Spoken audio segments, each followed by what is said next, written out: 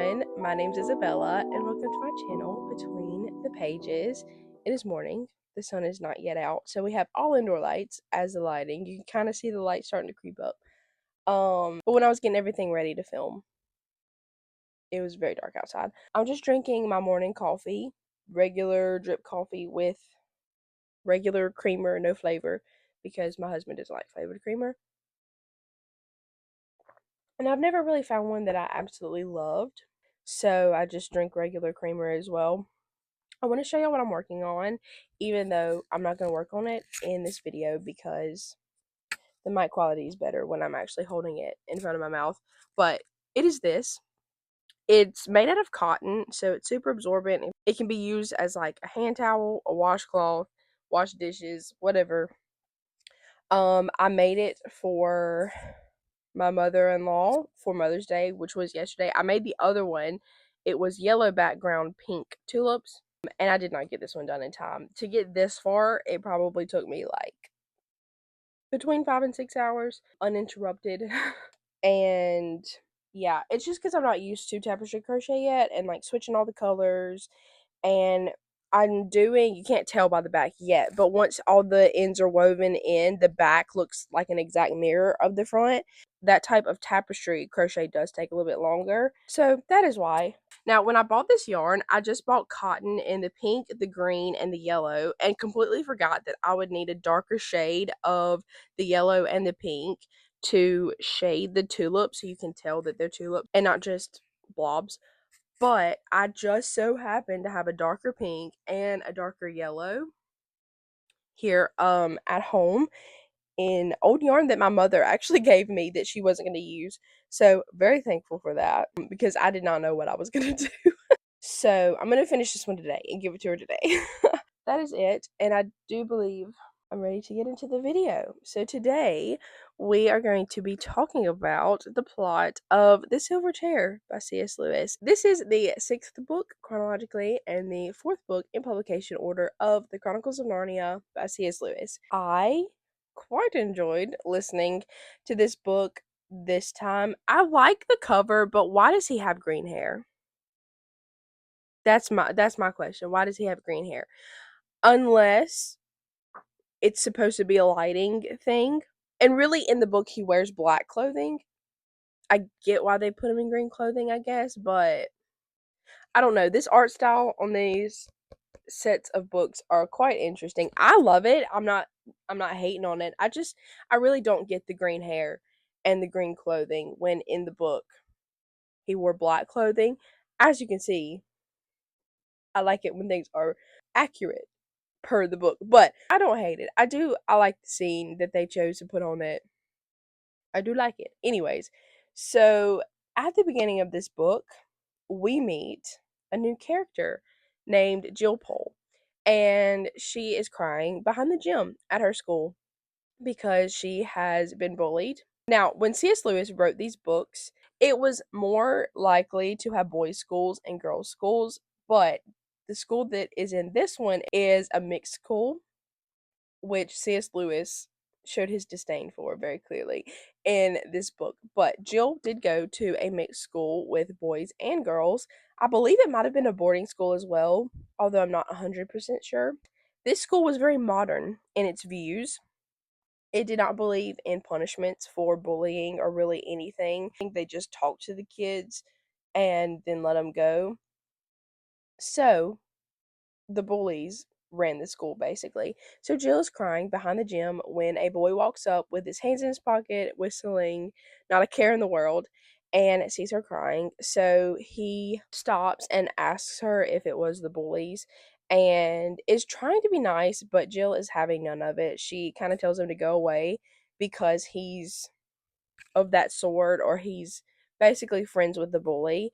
And the boy says, well, that's not fair. I was last term. I know I was pretty bad, but this term I've stood up for this person. I kept this secret, this, that, the other. And Jill's like, well, I won't know about any of that. And they just go quiet.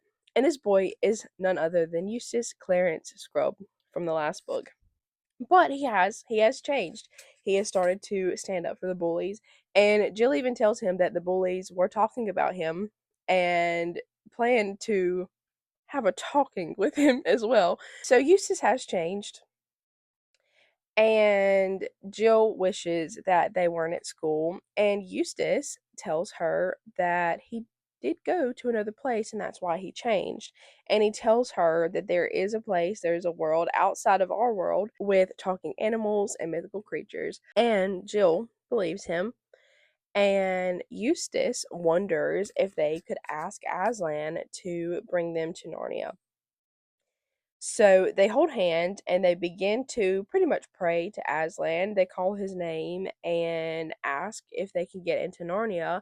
And while they're in the middle of this, they hear the bullies around the corner coming to find Jill once again.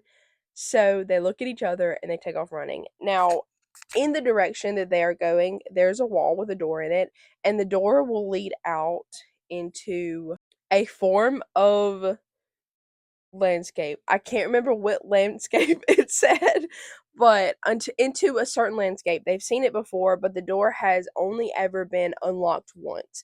But they're running in that direction and they might as well try it because it was open once. Maybe it's open again. So they're running towards this wall. They see that the door is closed, and when they run up to it and try to open it, it opens right up. But when they look, it's not the landscape that they expected. They see that it is a lightly wooded area, and they hesitate for a moment, but then hear the bullies right behind them. So they go through the door and they are in another world. Now, Eustace isn't sure if this is Narnia. He's never actually been to the country of Narnia, and he doesn't even really know if this is the same world. It could be a completely different world. So they're walking along exploring when Eustace calls out to Jill to stop, and they see that they've walked up to a cliff. Eustace is afraid of heights, but Jill is not, so she kind of gets a little stubborn streak for a moment and she goes right up to the edge of it and basically is like, Eustace can't tell me what to do. But when she looks down, she kind of gets the same feeling that Eustace did, because when you look over the cliff, it's just nothingness, and you see little white specks that look like it could be sheep down below, but it's actually the clouds. So imagine how high up the clouds are, and then go so high up that they look like little bitty sheep. They're pretty high up. And Jill tries to go back, but she's frozen in place. And Eustace comes up to her to grab her arm to pull her away from the edge. When they fight, or she yanks her arm, or something happens, and Eustace falls off of the cliff. Jill is still frozen, and I think she falls on the ground and sees out of the corner of her eye a creature, and it seems to be making a blowing sound. And she sees Eustace as a speck over the cliff, but I think he's falling slower than he was before. And when she finally looks over the creature, she sees that it's a lion, and she is terrified. The lion eventually quits blowing and walks away, and I think Jill just lays there and cries for a while. Once she's done crying, she gets up and she's very thirsty, so she's walking around looking for a stream or a river when she finds one, but the lion is by the side of the river, just lying there, and the lion has seen her, so there's no way to sneak around the lion to get something to drink, so she waits, even though she feels like she's going to die of thirst. Finally, the lion speaks and tells her that she can drink if she wants to, and she asks if it will go away. It won't. She asks if he'll promise not to eat her, and he says he doesn't make any promises. And she asks if he eats humans, and he says that he swallowed up men, women, children, empires, countries, a bunch of things. And I don't think Jill walks up and the line just says, you can thirst to death if you want to. And she finally walks up and drinks from the river. When she's done, the lion asks her where the other child is. And she says that he fell off the cliff, that Jill pushed him, or it was her fault. Although, I mean, she didn't mean to, but like it was her fault. Blind tells her that they have a task that her and Eustace had been called to Narnia for, but it will be harder because of what she did. And then he tells Jill what that task is. He says that in Narnia there is an old king that's sad because he doesn't have a prince to be the heir when he dies. He does have a son, but the son disappeared many years ago and he believes him to be dead, although he is alive and well. And that Eustace and Jill have been brought to Narnia to find him and bring him back to the king and to Narnia. There are 4 signs that they need to follow, and if they follow them exactly, they'll find the prince.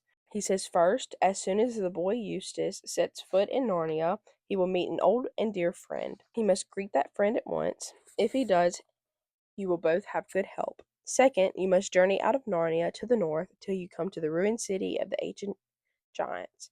Third, you shall find writing on a stone in that ruined city, and you must do what the writing tells you. Fourth, you will know the lost prince, if you find him, by this, that he will be the first person you have met in your travels who will ask you to do something in my name, in the name of Aslan.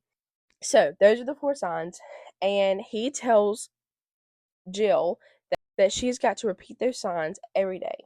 When she lays down to go to sleep, when she wakes up in the morning, throughout their travels, she's got to repeat them and remember them. So she repeats them, and then he also pushes her over the cliff and blows some air to slow her down, and she travels to Narnia. For many hours, it says she falls asleep and she sees many great things, but she does make it to Narnia and lands right behind or right beside Eustace. So they're in Narnia, but there's a big gathering. All of the talking animals and mythical creatures, and a few of the humans that are in Narnia are all gathered together in front of, I think, Cair Paravel, and they see a grand ship and an old man walking up the plank to that ship to leave. And there is a short little old dwarf that is in, I guess, Narnia's version of a wheelchair. He's in a little cart and it's being driven by a miniature donkey. So there's that. The king stoops down to talk to and kiss the dwarf and then goes on the ship. And as this is going on, Jill is trying to get Eustace's attention, but he is a little upset with her, rightfully so, and he won't hear anything she has to say. She's trying to ask him if he's seen any old friends, and he needs to go speak to them, but he's mad and he won't have anything to do with what she says. And he tells her to be quiet, basically. So, as the ship is leaving, an owl called Glimfeather flies up to them and tells them that he saw them fly in and knew that there was something special about them. Jill tries to quickly explain that they were sent there by Aslan to find a missing prince, and Glimfeather tells her to be quiet, not to speak anything more of the prince until they can talk later. And he takes them up to the dwarf, which is Trumpkin, and introduces them. Now, he tries to talk to Trumpkin, but Trumpkin is very hard of hearing now, and by the end of it, just tells him to take the children into the castle and give them rooms to sleep in for the night. During this conversation, Eustace finds out that that king was none other than Caspian. And Eustace is a bit shooken up by this because by his time, it's been just a couple weeks, I think, since he'd been to Narnia last. It couldn't have been long because he went to Narnia on his summer vacation, and this is the first term back after summer. I think it's been like maybe 4 weeks. So if he went to Narnia at the beginning of summer, it's only been a few months since he's been to Narnia, and here Caspian is years older, like about to die because he's so old. That sounded mean, but Eustace is shooken up by this. But they're taken into the castle. They are given Narnian clothing. They eat dinner with the Narnians and go back to their rooms to sleep. Jill doesn't go to sleep right away. She wants to sit by the fire, and As she's sitting there, she hears a tap on the window. She opens the window and sees that it is Glenfeather. He tells her to get dressed in clothing that is fit for a great journey, and that he was going to go wake up Eustace and come back to get her. They had somewhere to be. So she does. She gets dressed, puts a cloak on, gets a little dagger, and waits for Glenfeather. Glenfeather finally comes back, and Jill is to ride on his back. So she gets on his back, and they fly to this tower that I think looks abandoned. They fly through a window, and Jill sees that Eustace is already there, along with a lot of other owls, and this is the Parliament of Owls. So they meet together at night because they're nocturnal, and this is when Jill tells again their reason for being there, and the owls tell them why they were told to keep it a secret and the whole deal with Narnia. I guess like the backstory to their adventure. A little more than 10 years ago, King Caspian had one son called Prince Rilian, and one day Prince Rilian and his mother, so Caspian's wife, and a bunch of other Narnians went on just a little fun day, I guess, out in the woods and meadows of Narnia. They packed picnic baskets, and when they got out in the woods and meadows, they played games and just had a fun little free day. The queen lay down to take a nap, and the rest of the Narnians moved away a little bit to not disturb her. And a few minutes later, they hear a yell or a scream. Everyone runs up to her and sees that a snake has bitten her on the hand, and they try to catch it to kill it, but it gets away. And Prince Rilian sits there by his mother. She's trying to tell him something, but she can't get it out, and she dies. And Prince Rilian is very upset by this, and everyone mournfully takes her back to the castle. And from then on, Prince Rilian sets out every day looking for revenge. He goes out to the same area where his mother died, looking for the snake that bit her. Prince Rilian has a close friend called Drinian. It's the same Drinian from the Voyage of the Dawn Treader. And Drinian sees him leaving and coming back, but notices that one week Prince Rilian is coming back, and his horse isn't showing the same signs of hard all day riding that it had been showing. So Drinian tells Rilian that he needs to stop looking for the snake. He can't waste the rest of his life looking for this snake. And Rilian tells him that he'd almost forgotten about it, and that this last week he had met a very beautiful woman in the woods in the same area. So the next day, Drinian rides out with him, and sure enough, they get to the place where his mother died, or very near to it. And there is a very beautiful woman dressed in all green, same color as the snake, mind you. Um, and she doesn't say anything to Rilian, but she motions for him to follow her, and then she disappears. Drinian can tell that this woman is enchanted and probably dangerous, and he tries to tell Rilian this, and he'll hear none of it. And the next day, Rilian goes out once again, but he doesn't come back. They send out search parties for him, and they can't find him. And Caspian is very upset by this, obviously. And Drinian actually tells him that Drinian tried to stop him, tells him what happened with the woman, and Caspian almost kills him. He gets like an axe, I think, and rushes at Drinian with it, but at the last minute drops it and hugs Drinian and apologizes and said that he's lost his wife and his son. in a matter of weeks. He doesn't want to lose his best friend as well. So that's basically what happened with Brillian. And for years afterward, they would send all manner of people and creatures and talking animals to go look for Rillian, and none of them ever came back.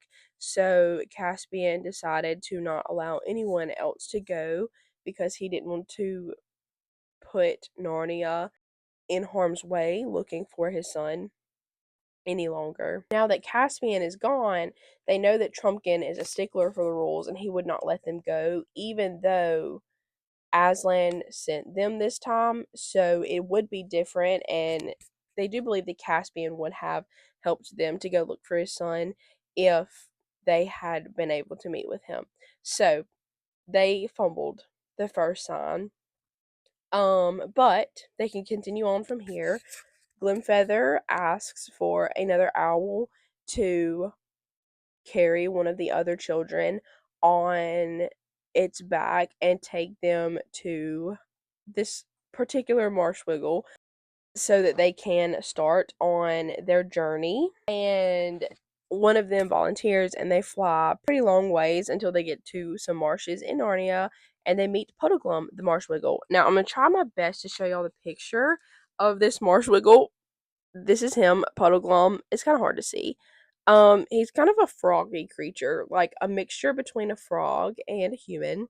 They finally make it to the Marshwiggle and meet him, and he quickly puts them to bed because it is very late at night. The next morning, when they wake up, they find him fishing for eels in the marshes. He catches them all, skins them, or whatever you would call it, with fish, and puts them in a pot to boil. And this is when they have their first good conversation with Puddleglum. Now, the thing about Puddleglum is he is very pessimistic. He's optimistically pessimistic, okay? So, or maybe the other way around. He's very pessimistic, and I think Marshwiggles are just that way in general. And um but he always just looks at everything with a very pessimistic view, which is funny, but sometimes in an optimistic way. Like, it is the beginning of winter, so while they're traveling, it is going to be very cold. And one night they lay down and they're all cold, and Puddleglum says, "Well, don't worry. If you'll just think about how much colder it'll be on the rest of our journeys, you won't be quite so cold right now." So he's got that view of things. He's very pessimistic. But they sit down and talk, and they find out that Puddleglum is actually going to be going with them, which Jill and Eustace didn't think that he would be. But he knows the terrain and he knows about the area where they're going to be going, so it makes sense for him to go with them. They pack up some food that the Marshwiggle has, and I believe they leave that day on their journeys. Not much happens. They do go through a area where some giants live, and these are the dumb giants. And it's kind of dangerous because they're throwing rocks, but not at them. They're throwing rocks at something else as a form of game. But the children make it through there. They get to a bridge to cross over a big cliff ravine thing. And this bridge is very big and it looks like it had to have been made for giants. So they hope that maybe the ancient giants made this bridge and they're making their way to the next sign, which is make it to the ruins of the ancient giant city. So they cross this bridge, and as they're getting to the end of it, they see some fellow travelers up ahead. Puddleglum tells them to be careful. And in this conversation, Jill does almost tell them what they were doing, but Puddleglum does shush her. But as they're going up to the people, there is a woman dressed in very pretty green and riding on a white horse. Beside her is a black knight. He's got full armor on, can't see his face, and he does not say a word this whole conversation. But the lady is very nice and she asks them where they're going, And I want to say they do tell her they're looking for the city of the ancient giants, or like the ruins of the city of the ancient giants. And she says she doesn't know anything about it, but she does know that there is a giant city with nice giants, and points them in that direction, which it's forward from where they're going, anyways. And she tells them that they would be able to have rooms and hot baths there, and that they would welcome them, although they do close their gates at 12. So they need to get there before then. And she says just to tell them that the Lady of the Green Kirtle sent them for their autumn feast. So, with the thought of warm food and hot baths, they really just want to get to this land of the giants, and maybe they can ask these giants about the ruined city. So, they continue going. That night, they do see the light from the giant city, but they do have to sleep outside again. It is very cold, and I think it starts to snow that night. When they wake up, it starts to snow in earnest. And as they're traveling, they can't see very well ahead of them, but they can see the lights of the giant city. So they're going forward, and it's a very flat land that they're on now. And Jill, I think, falls into what looks like a perfectly cut ditch. And Puddleglum and Eustace ask if she's okay. She is, and Eustace wants to see if they can make it to the giant's place in this ditch because they would be out of the snow. So Eustace crawls down there as well. They make a turn and go through it, but then they have to turn again or go forward. I think they go forward and then have to turn again. When they do, it's a dead end. Once they see that it's a dead end, Puddleglum helps them back up out of this little ditch thing, and they continue on to this house of the giants. They make it to the door and knock on it, and a giant opens up to them, brings them inside, and talks with them a little bit. And Jill, I think, tells them about the Lady of the Green Girdle sending them for their autumn feast, and he tells them to wait until they can go in to see the king and queen. They go in to meet the king and queen, and nothing big happens that I can remember. They tell them that they can stay there. They may ask about the city, but they don't really get any information. And they're given rooms. It tells a little bit about it. I'm not going to go into it. I believe it's the next morning when Eustace and Puddleglum meet Jill in her room. Her window apparently is different from in their rooms, and they go to look out her window. The snow has stopped, and they see something that they did not expect. They see the ruins of the ancient giant city, and they also see a message carved into the stone which says, "Under me." And the ditch that Jill fell into was actually part of that message. So they have fumbled the second and third side pretty much by going to this ancient giant city. Once they see this, they try to find a way to escape, but they do it very slyly. That whole day, they go around acting very childish, specifically Jill, because she's a girl and she can pull it off better than Puddleglum or Eustace can. But they act like they're very excited to be there for the autumn feast, which I believe is supposed to be the next day. And one odd thing that happens is that Jill is talking to some of the women giants, and she's talking about how excited she is for the autumn feast. And oh, are you sure we can come? Like, I'm so excited. I love parties and feasts and stuff like that. And one of the ladies says, "Oh, how sweet! They're always. I mean, it's such a shame. They're how sweet and innocent they are at that age." And some of them like start crying, which is a little odd. It was either right before lunch or right after lunch. I can't remember. But the king and queen and some other of the giants set out on a hunting party Jill, Eustace, and Puddleglum don't go along with them.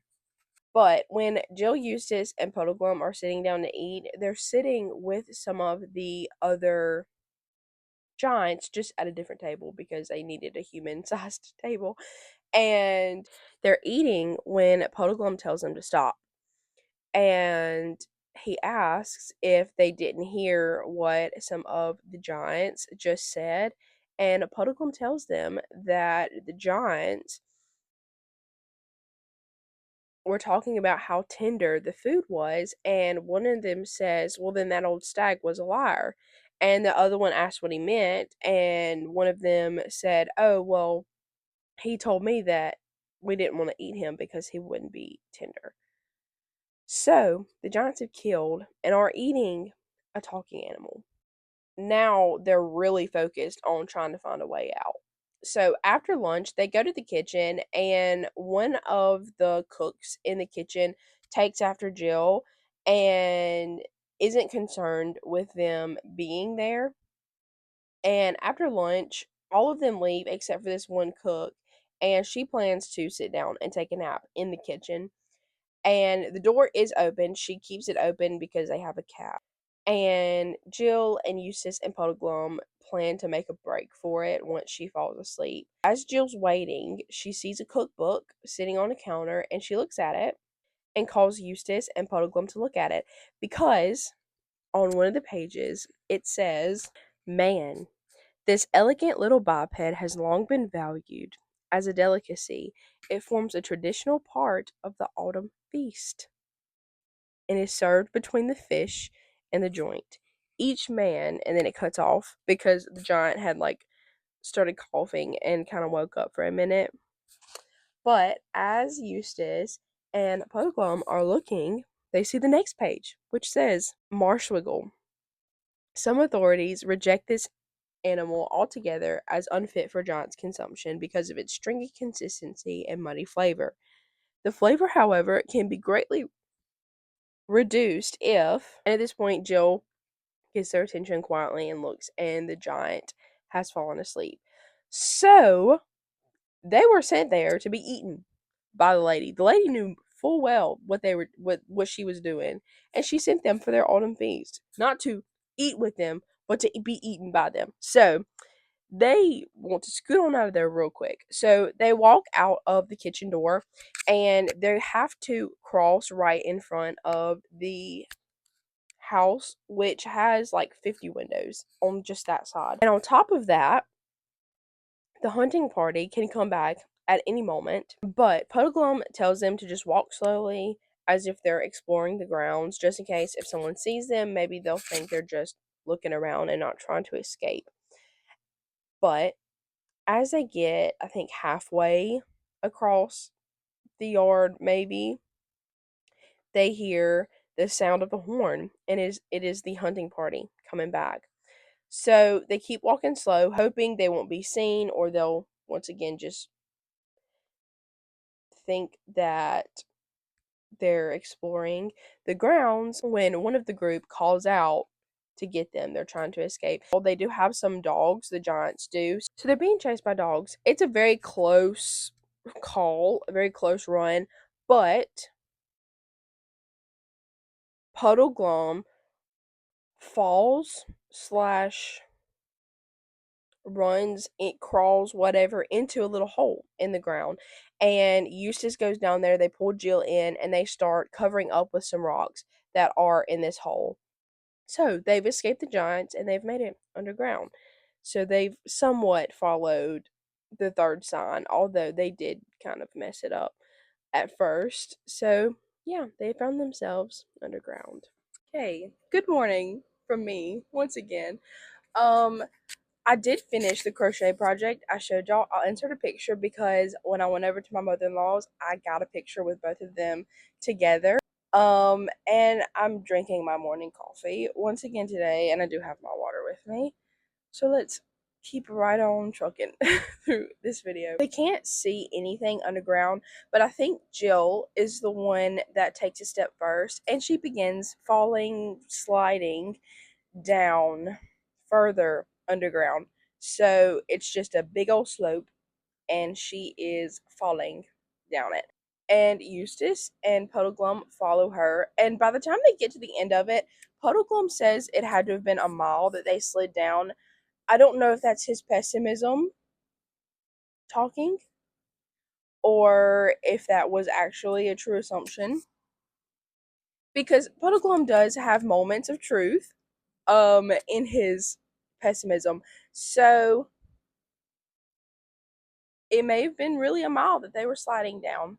But the three of them are not really hurt, other than maybe a few bruises. When they get to the bottom, they still can't see, but they hear a voice, and it is a very deep, dark voice that tells them not to move and asks them why they came down there. I want to say they might have told them that they failed, not that they're looking for Prince Rilian, but if they did say they were looking for Prince Rilian, they would have said that they don't know anything about a Prince Rilian. Um, but they did say that the Queen of the Underworld wanted to meet with them, and they also follow every statement with the words, "Many have fallen down to the underworld, but few have returned," or something along those lines. This deep, dark voice also tells them that they have like 500 people with them and not to try anything. And then one of these 500 people, or however many it was, lights a lamp or a light of some sort that they use in the underworld, and they see that they do, in fact, have that many people with them, and everyone looks very sad. Jill does mention, we get a little snippet of her point of view, and she does notice how everyone looks very sad. But they continue downward for many hours until they get to a sea underground, and there's a boat there, and they have to travel on the boat as well. They stay on there for many hours as well. Our group goes to sleep and wakes up and eats many times while they're on the boat. Now, I don't know if that means that they were on the boat for quite a few days or if they were just really tired at that point and took a lot of naps. Either way, they was on the boat for a long time. They finally get off the boat. Maybe there's like one more cavern that they go through, but then they find themselves in the actual city of the underworld. And it's just that, a city in a cavern in the underworld, and there is a slight hill in this cavern, and on the top of the hill is a castle that we can assume is the Queen of the Underworld's castle. The creatures with Jill, Eustace, and Puddleglum walk up to the castle. As they're walking up the steps to the entrance of the castle, there walks out a man in dark clothing, and he is very happy and jovial and asks who the people are, and the creatures of the underground tell him that the queen wanted to see them, but the queen is not in her castle at the moment. So this man brings them into the castle still, and they sit down for dinner with the man. He, like I said, is very jovial and also a bit odd. Like Jill said, that he might be a bit silly. And he does seem that way when you're reading what he says. He's a little too jovial to be in the underworld, like underground. He is very odd. I don't know if he ever gives a name. I honestly can't remember. But by this point, our group has realized that the lady of the green kirtle that sent them to the giants to be eaten for the autumn feast is the same lady that is the queen of the underworld. And this man is the dark knight that was with her. And he says that the queen is digging up out of the underworld into a certain country in this world, and when they break through, she and the Dark Knight are going to take the armies of the underworld and take over this country, and she's going to set him up as king over the country. So he's happy about that, and the reason she brings him up above ground is so his eyes can get used to the light. And he gives a reason why she doesn't want him to talk to anyone or anyone to see him. I guess because he's going to be the one taking over. As they're sitting down to eat for dinner, he also begins to tell our group how thankful he is for this queen of the underworld because he has an enchantment on him. And if it were not for this queen, he would be a lot worse than he is. And at this point, the only time the enchantment gets the better of him is for a certain hour, a certain time of night, and he will turn into a snake and kill people, basically, if he's not tied to a silver chair with all of his hands and feet bound. Okay? And he does say nearing the end of dinner that the hour of enchantment is coming, but he doesn't like to be alone. The queen's always with him when this enchantment is going on, and the queen's always with him. Nobody else. But the queen's not back yet, so he asks the children to go through another door into his chambers to wait until some of the underworld men come to bind him, and then once they're gone, he can come back out. But he tells them, do not, under any circumstance, let me out. Do not cut my bonds loose. He says that he can be very persuasive when he's under the enchantment, where you would think that he's completely sane. So they promise the Dark Knight that they won't let him go, and they also promise each other that none of them will touch him once he's under his enchantment. And as they're talking about this, they see that something has changed to the Dark Knight. His face has gotten very pale, and he's moving and kind of trying to break out of his bonds. And Jill, side note, remember how she said that there was something in his eyes, something that just wasn't right with his face. But at this moment, Jill thought that he looked a nicer sort of man than he had looked before. Okay, I like that. And he starts groaning, enchantments, enchantments. The heavy, tangled, cold, clammy web of evil magic, buried alive, dragged down under the earth, down into the sooty blackness. How many years is it? Have I lived 10 years or 1,000 years in the pit? Maggot men all around me. Oh, have mercy. Let me out. Let me go back. Let me feel the wind and see the sky. There used to be a little pool. When you look down into it, you see all the trees growing upside down in the water, all green, and below them, deep, very deep, the blue sky. And everyone's like, okay, he's in it. Don't touch him. Don't listen to him. Okay. I beseech you to hear me, said the knight, forcing himself to speak calmly. Have they told you that if I am released from this chair, I shall kill you and become a serpent? I see your faces. That they have. It is a lie. It is at this hour that I am in my right mind. It is all the rest of the day that I am enchanted. You are not earthmen nor witches. Why should you be on their side? Of your courtesy, cut my bonds.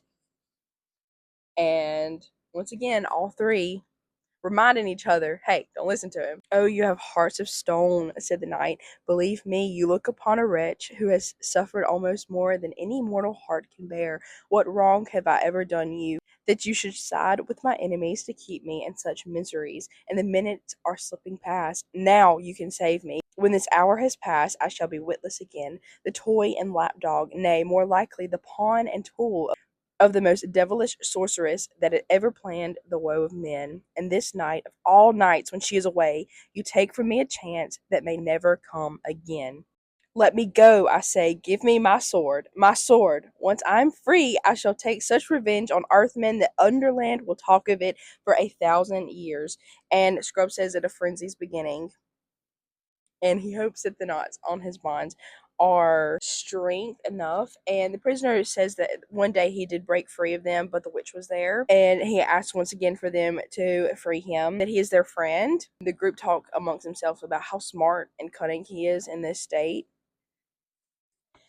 And then comes, once and for all, I adjure you to set me free, by all fears and all loves, by the bright skies of Overland, by the great Lion, by Aslan himself, I charge you. The fourth sign, okay. This is when all three of them realize, oh wait, that was the fourth sign. The first person to say something by Aslan's name, you do what he says. that is Prince Rillian. Like, you have found him. And at this point, they're all like, well, what do we do now? We've messed up the other three signs. We can't mess up this one, but it's a very scary situation to be in. And also, I want to add this little snippet in as well. When they're talking about it, Scrub asks if he thinks that everything else will come right if they untie him. And Puddleglum said, I don't know about that. You see, Aslan didn't tell Pole what would happen. He only told her what to do. That fellow would be the death of us once he's up. I shouldn't wonder, but that doesn't let us off following the sign. Now that great example of following the will of God, in my opinion, because you just got to trust him. Step out in faith and trust him, okay? It may not look like everything's going right, but still, step out and trust him. I might talk about that more later, but I wanted to add that in there because I just read it and remembered it, and I really like that. So they all looked at each other, and Jill said, all right, let's get it over. Goodbye, everyone. Like, they are fully expecting everything to go wrong after they untie the Dark Knight. But Puddleglum, Eustace draw their swords and go over to the Dark Knight, and they say, in the name of Aslan, and begin cutting his cords. The minute the Dark Knight is across to the table, he draws his sword and he attacked the chair with it.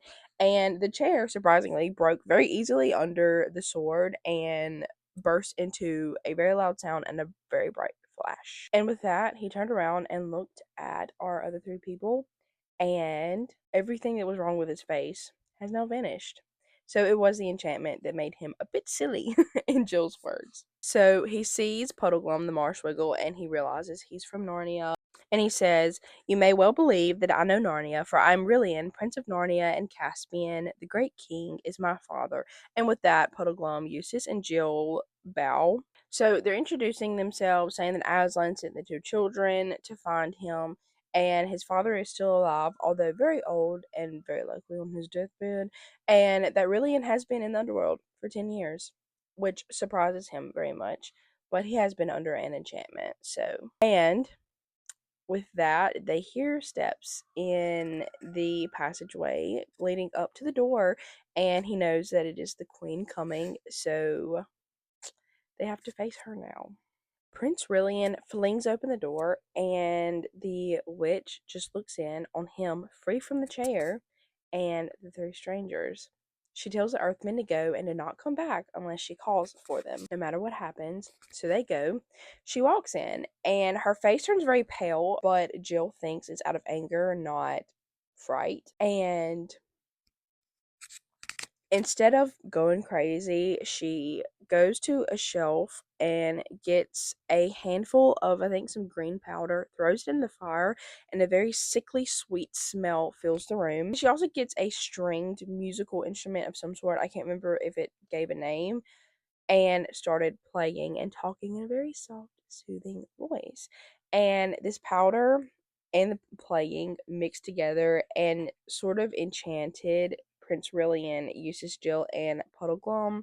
She starts telling them that there is no overworld, there is only the Underland, or Overland and Underland. I think it's how it is in the book. I've been saying world. But there is no overland and underland. The only land is her land underground. And even when the children or Puddleglum try to fight and say, no, there's a sun, and they try to explain what the sun is to her, she's able to turn it around. And they do the same with, I think, Aslan himself, because she's like, well, what is a lion? And you're just making a lion up. That's not even a creature. And the enchantment is getting the best of them for the most part. I think Rillian is under it the worst. And the children try to fight once or twice, and then she gets the better of them. But Puddleglum is the strongest with this enchantment. And he does say something that kind of snaps everybody out. But once again, the witch quickly gets them back under the enchantment by talking with them, and Puddleglum goes to the fire while she's talking to the children and stomps out the fire with his bare foot because he realized that was part of the enchantment. And by that point, most of the sweet smell went away because most of the fire was out, and it also kind of smelled like burnt marshwiggle, which is not an enchanting smell, as the book says. And the witch turns to him and tells him to quit messing with her fire, or she's going to kill him. and the children and Prince Rillian come to because she's quit playing and most of the smell has gone, and she begins to turn into a snake. So it was her the whole time that could turn into a snake, not Rillian. Once she's fully turned into a snake, she immediately goes for Rillian. She wraps around his legs once and tries to wrap around his arms and chest, specifically his sword fighting arm, but he's able to lift his arms in the last minute, and she only wraps around his chest. And Puddleglum and Eustace have their swords, they rush to the snake, and they all fall on the snake. The first round of hits do not even bite into her scales, her skin, whatever, but it does weaken her a good bit, and they just start hacking away at her, and they cut her head off after a few blows, and she is dead. So I'm sure Rillian thanks them. I don't really know, but I think they hear a commotion outside the castle. They look out the windows and see fireworks going off, and all the like underland creatures acting very weird and fleeing from the direction of the castle, but also hiding in the shadows. And our group of main characters are worried that they may be planning to attack them. So Rillian, I think, goes and puts a change of clothes on, and they also wrap up Puddleglum's foot, and they first go to the stables to save the horses. So they get Snow White and Coal Black, which are the names of the witch and Rillian's horse. So they go down, get the horses, and they leave. And like I said, the people are still acting very odd. Like anytime they directly come in contact with one of these underland creatures, they run away from them, and most of them are hiding in the shadows. But our main characters think that they're planning to ambush them, like get all together and ambush them later on. Now, I think there's like 2 or 3 ways that they can get out, but one of them is the same way that our main characters came in by the boat, but they see that the water is rising, and it seems like this underland world is going to flood. And even if they did go by boat, they didn't think that all the creatures would let them out. But there is a tunnel that they were digging that they're planning to burst out of and take over whatever country the tunnel is underneath. And Prince Rillian did say that he thought the witch had told him that they were very close, and perhaps that night they had just broken through. And she might have been coming to get him to start this siege of the whatever country it was. So they just decide to go that way. Once again, as they're going, everyone is hiding from them, and they get to a point where Rillian asks Puddleglum to wait in the shadows and grab one of these creatures so that they could question him. And he does. He brings it to Rillian, and we learn that these creatures actually thought that Rillian, Eustace, Jill, and Puddleglum were trying to attack them. They thought that they were on the witch's side because at a certain point that night, everyone's enchantment broke off of them. But Rillian says, "No, I was the one who killed her," and I'm assuming that's when the enchantment broke. And he was very happy about that. I do believe this is also the creature that told them how to get to the beginning of the tunnel, because Rillian hadn't been there very often, just when the witch took him. So he wasn't 100% sure how to get there, but this creature, I believe, told him and did say that they were very close to break it through that night. So he points him in that direction and Rillian lets him go. Another little side note, a lot of these creatures belong underground, but some of them belong deeper underground than where they are, so they weren't happy in the witch's part of the underland, and a crack does open up to go deeper into the earth where some of the creatures belong. So they all like dive headfirst into this land, and everyone is very much happier. They're all celebrating once they learn that Rillian is not there to hurt them. They're all celebrating and having a fun time of being disenchanted. So our group finds the beginning of the tunnel and they start going up it, and there are lights lining it, Um, but they can also see the water rising behind them. So it's kind of a little bit of a journey. They do have to stop once or twice, I think, for the horses. And at one point, the lights start to go out and then go out completely. So they are in utter darkness and they just continue going forward. Two of them walk forward with their hands out in front of them, leading the other two and the horses. They finally get to a point where they think they see a light up ahead, but it could be their eyes playing tricks on them. When they get right underneath it, Jill climbs on, I think, Puddleglum's maybe shoulders, and she has to stand on him to reach it, but she yells something down to them. They can't quite hear what she says, and then she reaches up a little bit more, and then all of a sudden she's yanked out of the hole. So, understandably, Puddleglum, Eustace, and Brilliant are alarmed by this, and they think something has hurt Jill. They are kind of upset with themselves for sending Jill up there of all people. They're like, we just sent a little girl to her death. Then it switches to Jill's point of view and what actually happened to her. When Jill stuck her head out of the hole, she finds out that the hole is actually sticking out of like a face in the earth. I would say a cliff face, but whenever I say a cliff face, I think of rock, like a a bank or like a, you know what I'm talking about. Like where the earth is more, instead of like a hill that slowly gradually goes up, it's just more flat. Anyways, she's sticking her head out of one of those, and in front of her she sees the ground covered in snow. She sees stars and moonlight, and down a little bit she sees a game going on. Quick little whatever. The first moonlit night of winter, there is a celebration where a lot of the mythical creatures and talking animals gather together, and there's this elaborate dance that they do, and people stand in the middle and throw snowballs through the dancers, and if you're perfectly on time you don't get hit, but sometimes someone will be a little bit behind and they get hit, and it's just a fun game that everyone plays in Narnia. And this is what she's seeing going on. So when she tries to yell down, she was trying to tell them what she sees, and she's hit in the face with a snowball. And I think that's when she stands up to kind of put, like, to come out of the hole a little bit more and yell down to them for them to help.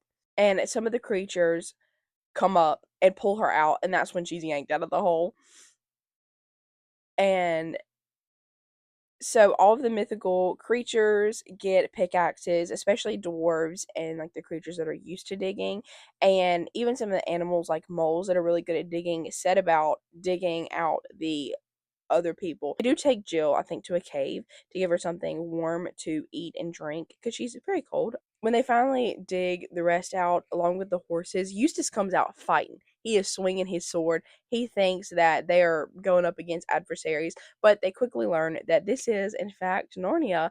And it's a little crazy that the witch was planning to take over Narnia with Narnia's actual king, but he would have been under the enchantment and wouldn't have ruled Narnia like he would now. Anyways, so they get everyone out and they give them food and drink and let them go to sleep. And they do treat Puddleglum's foot. When Jill and Eustace wake up the next morning, they learn that Rillian has already left that area of Narnia and is on his way to Cair Paravel to meet his father.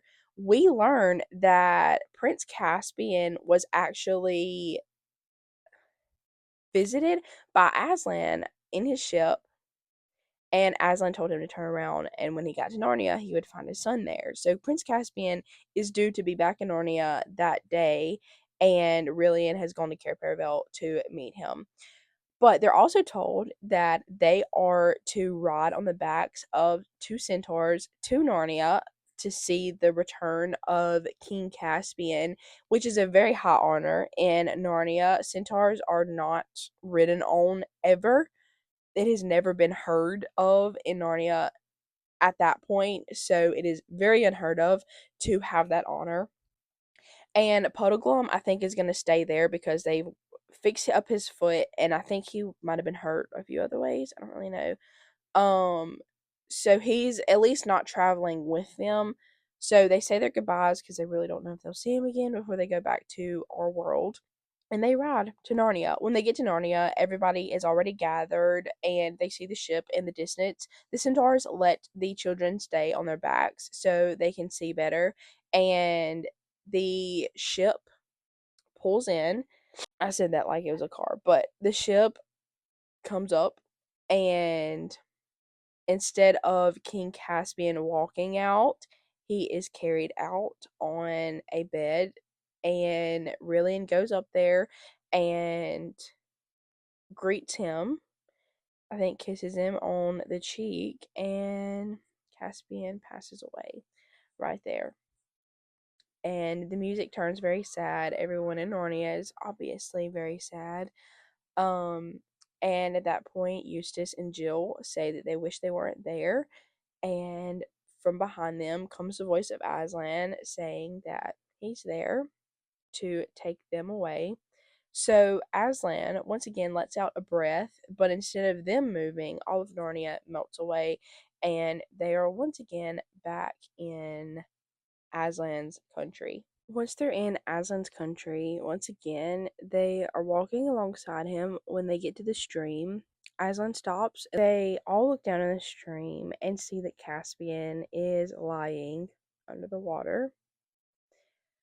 All three of them cry, but when they're done, Aslan tells Eustace to go get a thorn in the forest, and he does. He brings it back, and Aslan tells him to drive it into his paw. Eustace does, and Aslan lets the drop of blood fall into the stream right above Caspian.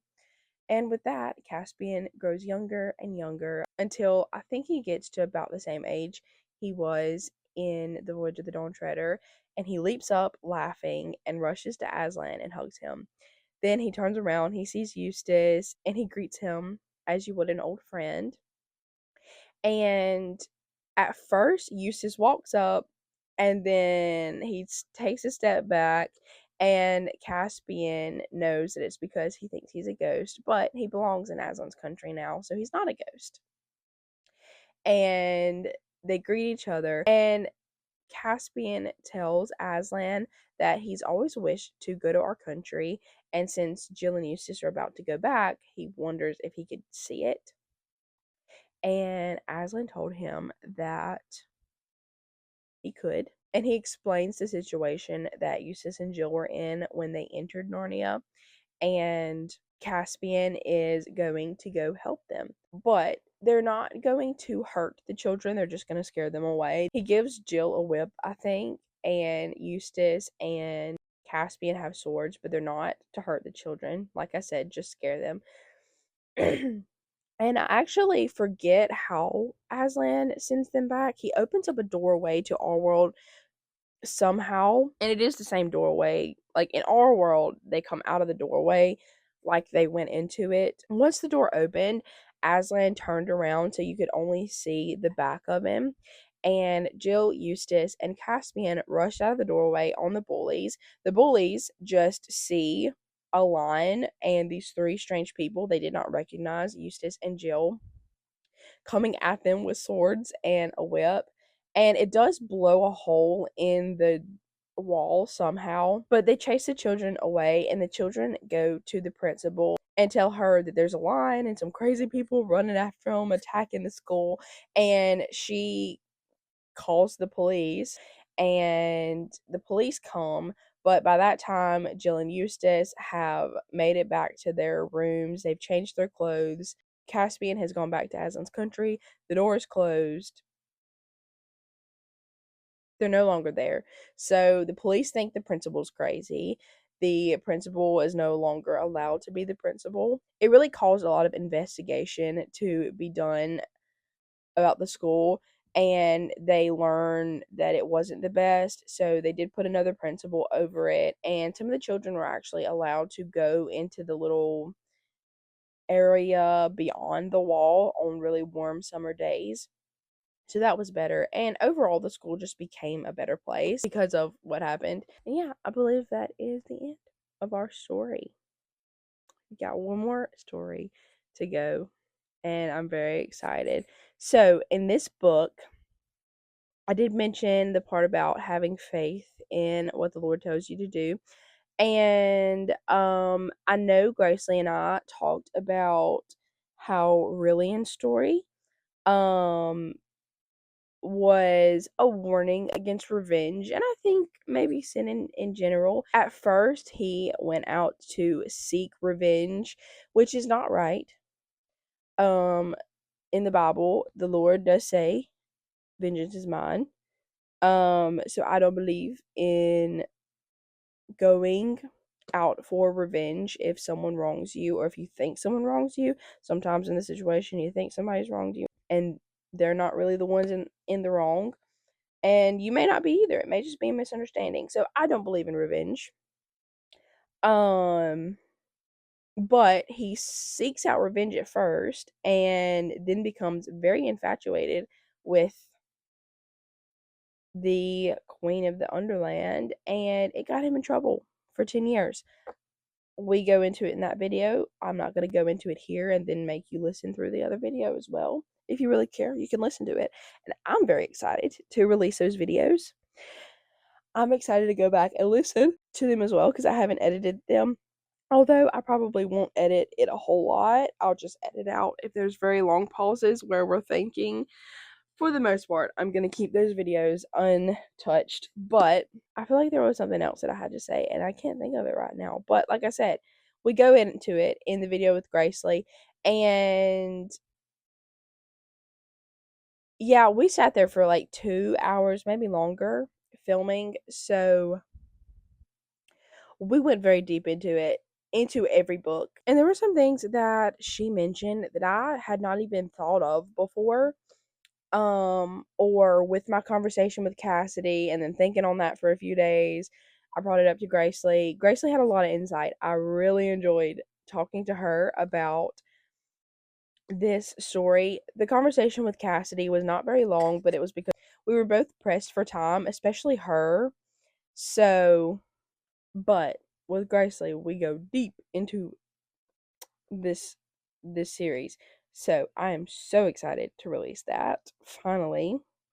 Yeah, I do believe that is all. I'll quit yapping because I don't have anything of real substance to add to this video. Yeah, that is it. I hope y'all enjoyed the video, and I can't wait to see you in the next one. Bye!